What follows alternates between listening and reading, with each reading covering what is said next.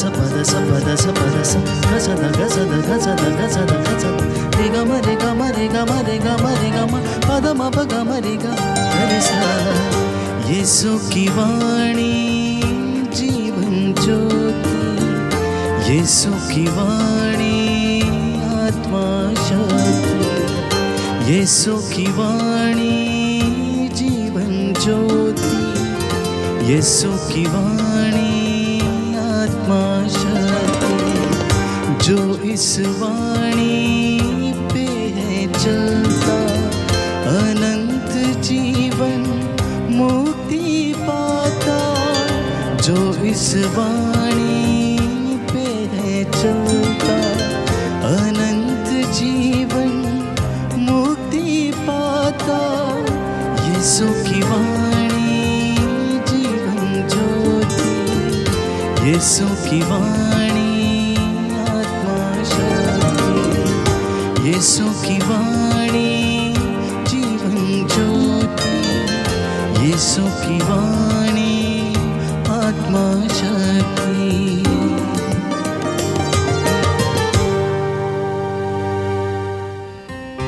पहला पाठ प्रज्ञा ग्रंथ अध्याय 13 वाक्यांश 1 से 9 तक। यदि वे विश्व के विषय में चिंतन कर सके तो वे इसके स्वामी को क्यों नहीं पहचान गए।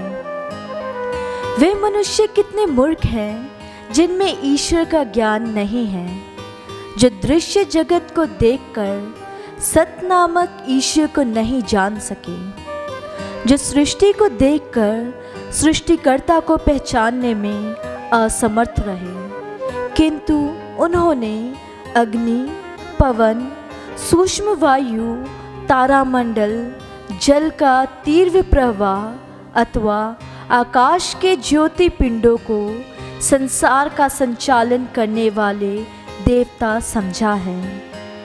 यदि उन्होंने इन वस्तुओं के सौंदर्य से मोहित होकर इन्हें देवता समझ लिया है, तो वे ये जान जाएं कि इन सब का स्वामी इनसे कितना श्रेष्ठ है, क्योंकि समस्त सौंदर्य के मूल स्रोत द्वारा इनकी सृष्टि हुई है।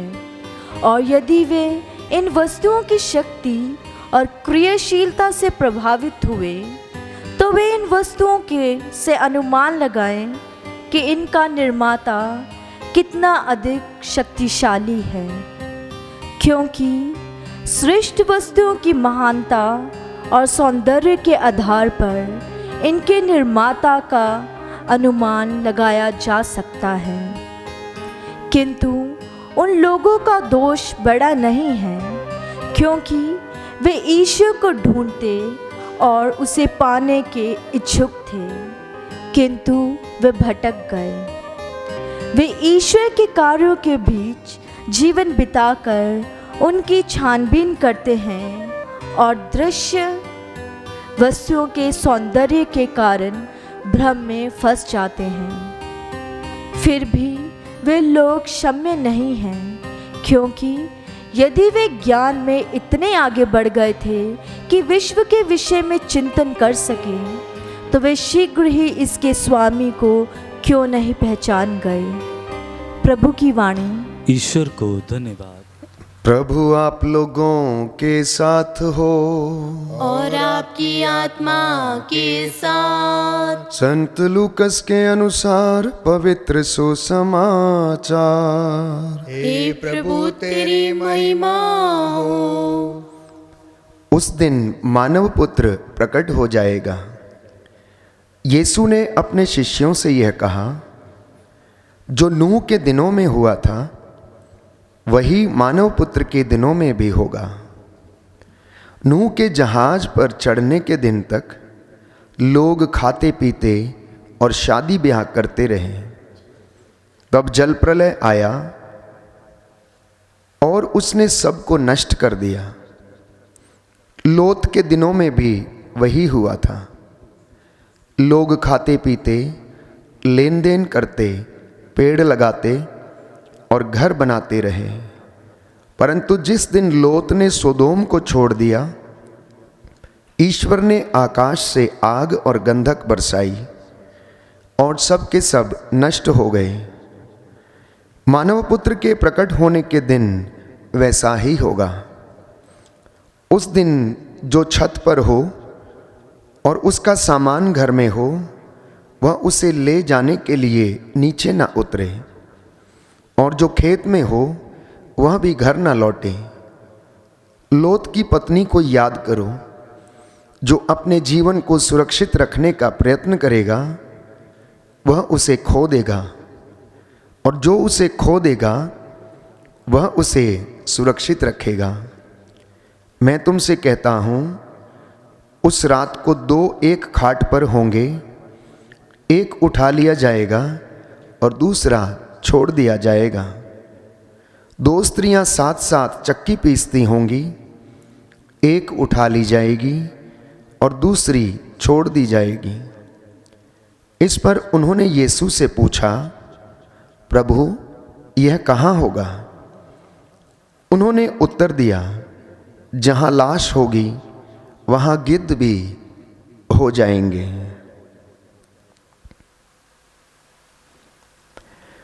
प्रभु का सुसमाचार है। हे क्रिस्त तेरी स्तुति हो।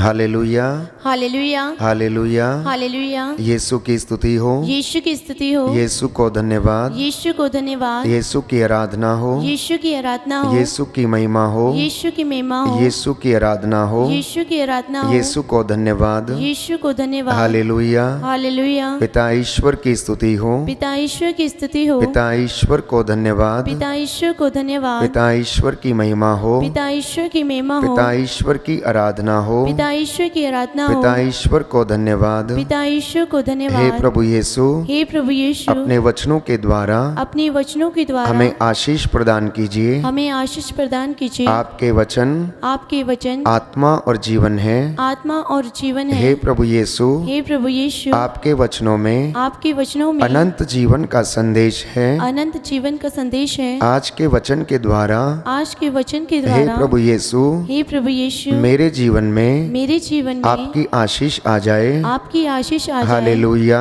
हालेलुया, हालेलुया। हालेलुया। आज का पहला पाठ प्यारे भाइयों और बहनों, प्रज्ञा ग्रंथ से पढ़कर हमें सुनाया गया। प्रभु का वचन कहता है, यदि वे विश्व के विषय में चिंतन कर सके तो वे इसके स्वामी को क्यों नहीं पहचान पाए। प्यारे भाइयों और बहनों, बाइबल हमारे सामने एक सवाल रखती है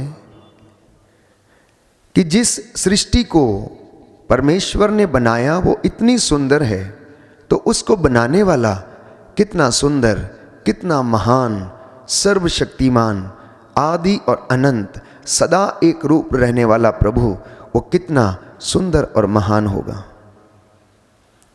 इंसान इस धरती पर रहते समय इन तमाम बातों को देखते हुए भी ये अंदाजा नहीं लगा पाया।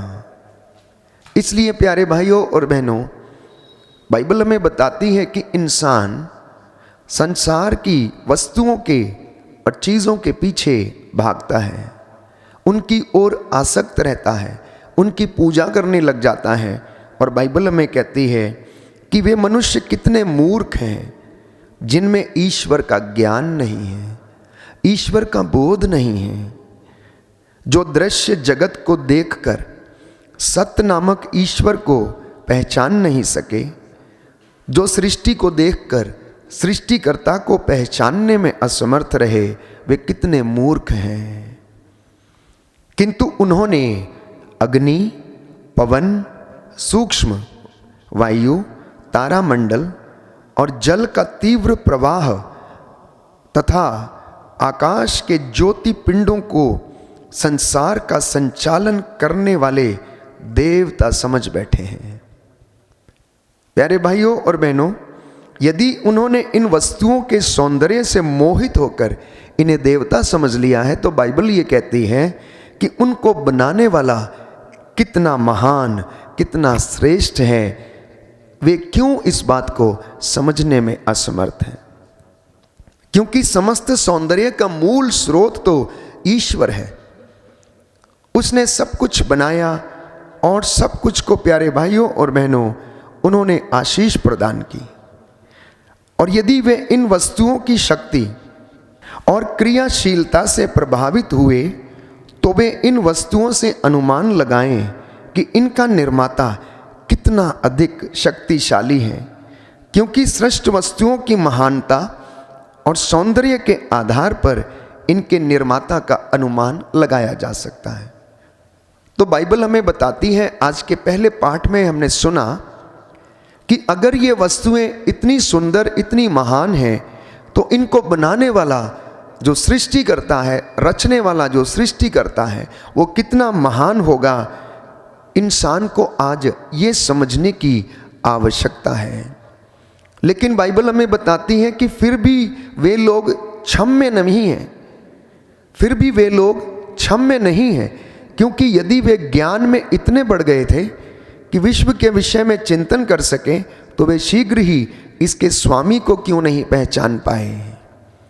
इसलिए आज का वचन हमें संदेश देता है कि धन्य है वह जो प्रभु की संहिता के मार्ग पर चलता, उस पर विश्वास करता है। आकाश ईश्वर की महिमा बखानता है। अगर आप ईश्वर के बारे में जानना चाहते हैं तो सृष्टि की सृजित वस्तुओं में से हर एक उसका बखान करती है।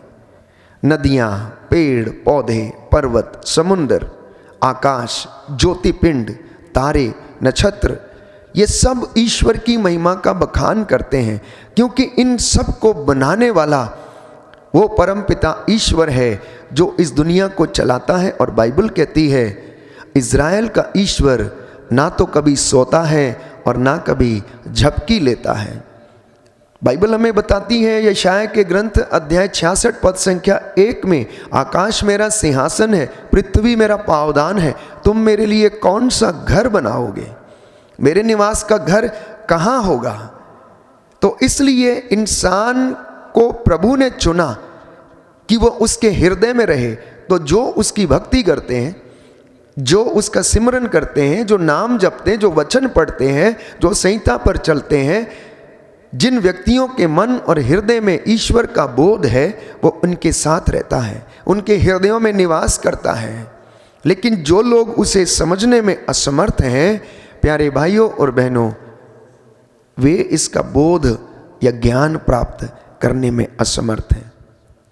इसलिए यीशु आज के सुसमाचार में बताते हैं कि जो नूह के दिनों में हुआ था, वैसा ही मानव पुत्र के प्रकट होने के दिन होगा।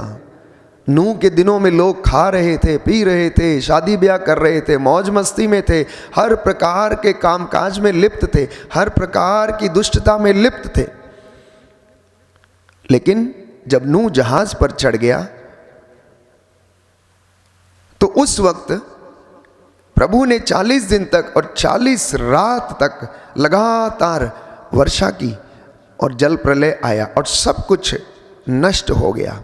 केवल नूह और उसका परिवार बच गया। प्रभु ने उसके द्वारा बहुत सृष्टि के में सृजित पशु और पक्षियों का एक एक जोड़ा उसने बचा के रखा और उनके द्वारा पुनः सृष्टि आगे बढ़ती गई। फिर से बाइबल हमें याद दिलाती, प्रभु यीशु ने कहा कि याद करो कि लोत के दिनों में क्या हुआ था। जब लोत ने सोदोम छोड़ दिया तो ईश्वर ने उसके ऊपर आग और गंधक बरसाई और सब कुछ नष्ट कर दिया। तो मानव पुत्र के दिन भी ऐसा ही होगा। जब प्रभु प्रकट होंगे तो उस वक्त प्रभु चेतावनी देते हैं कि जो छत पर हो वो अपना सामान लेने के लिए नीचे ना उतरे, अर्थात जो जहाँ है वहीं रहकर ईश्वर की आराधना करे, उसे याद करे और अपने गुनाहों के लिए तौबा करता जाए। जो खेत में हो वह भी घर ना लौटे।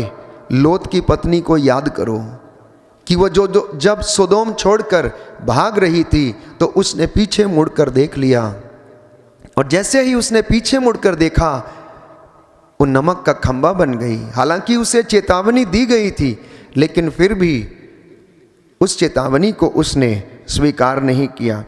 प्रभु ये कहता है कि मैं तुमसे कहता हूँ, उस रात को 2 लोग एक खाट पर होंगे, एक उठा लिया जाएगा और दूसरा छोड़ दिया जाएगा। 2 स्त्रियाँ चक्की पीसती होंगी, एक उठा ली जाएगी और दूसरी छोड़ दी जाएगी। इस पर उन्होंने यीशु से पूछा, ये कब होगा, ये कहाँ होगा? उन्होंने उत्तर दिया, जहाँ लाश होती है वहाँ पर गिद्ध भी इकट्ठे हो जाते हैं। प्रभु की योजनाएं प्रभु जानता है, उसके मार्ग वो प्रशस्त करता है, उसके मार्गों को केवल वही जानता है। इसलिए प्यारे भाइयों और बहनों, वचन के द्वारा वो हमें नित्य प्रतिदिन बताना चाहता है, हमें चेतावनी देता रहता है कि हम अपने जीवन में ईश्वर की बातों को मनन चिंतन करते हुए उसकी आज्ञा के अनुसार जीवन बिताने का प्रयास करें, निर्दोष जीवन बिताते हुए संहिता के मार्ग पर चलते जाएं, उसकी आज्ञाओं का पालन करें, उसे अपने हृदय में रखें। तो स्तोत्रकार कहता है, मैं सारे हृदय से तेरी आज्ञाओं का पालन करता हूँ, उसे खोजता रहता हूँ, मुझे अपनी आज्ञाओं का मार्ग दिखा और उससे मुझे भटकने ना दे। मैंने तेरी प्रतिज्ञा को अपने हृदय में रखा जिससे कि मैं तेरे विरुद्ध पाप ना करूं। अपने सेवक को आशीष प्रदान कर, मैं जीता रहूंगा, तेरी आज्ञाओं का पालन करता रहूंगा। मेरी आँखों को ज्योति प्रदान कर जिससे कि मैं तेरी संहिता की महिमा देख सकूं। ये हमारी प्रार्थना होनी चाहिए नित्य प्रतिदिन। इन वचनों को सुनने के बाद प्यारे भाइयों और बहनों, जब हम सृष्टि की ओर देखते हैं तो उसकी सुंदरता की हम प्रशंसा करते हैं। तो यदि ये चीज़ें सृष्टि में इतनी सुंदर हैं तो मुझे और आपको उसके बनाने वाले की कितनी प्रशंसा करनी चाहिए। और वचन हमें बताता है, तुम नित्य प्रतिदिन ईश्वर का धन्यवाद करो और उसकी महिमा आपके जीवन में प्रकट होती जाए। आइए हम प्रार्थना करेंगे, प्रभु हमें आशीष प्रदान करे, हमारे जीवन में आज के वचन के द्वारा शांति आ जाए, चंगाई आ जाए।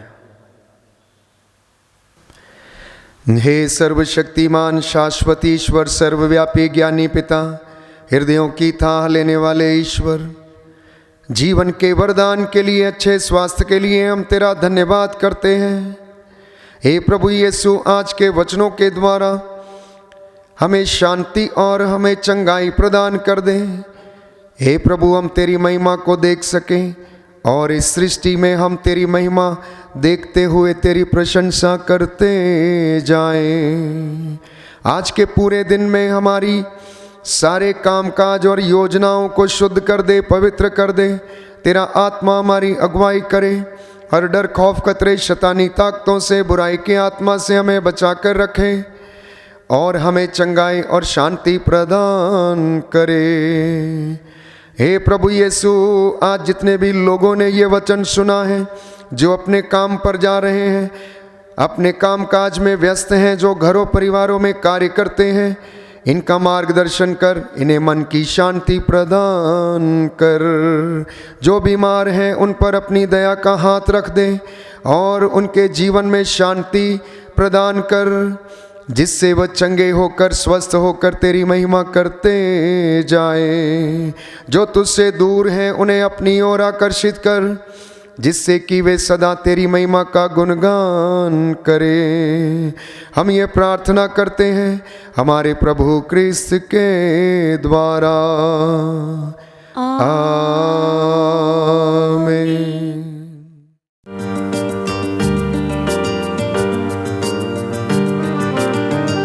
यीशु की वाणी